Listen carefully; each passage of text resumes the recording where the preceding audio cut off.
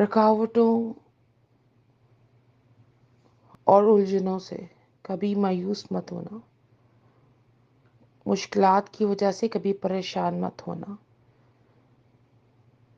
اگر کوئی مصیبت سخت آ جائے، آزمائش سخت آ جائے تو پریشان مت ہونا۔ ان کے پیچھے بھی بہت حکمتیں ہیں۔ اگر کوئی برا بھلا کہنا شروع ہو جائے تو پریشان مت ہونا،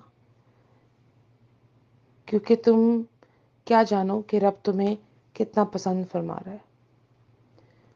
یہ تو صرف رب جانتا ہے، یا تمہارے اندر کا وہ دل جانتا ہے۔ یہ رب کی حکمتیں ہیں۔ آپ کا راستہ جس طرف صراط المستقیم پہ چل رہا ہے اس پہ رکھو، اپنے راستے کو کبھی مت بدلنا کسی کے پیچھے بھی، کیونکہ کوئی تو شاید سرائے کی طرح آئے اور چلا جائے۔ ہو سکتا ہے رب تمہیں اپنے پاس اپنے قریب کرنا چاہتا ہو اور اپنا قرب عطا کرنا چاہتا ہو۔ اپنے قرب کے لیے، اپنی اللہ سے دوستی کے لیے کسی کی دل آزاری مت کرنا، اللہ اور قریب ہوتا جائے گا۔ اور کبھی ایسا مت سوچنا کہ میں رب کے بہت قریب ہوں۔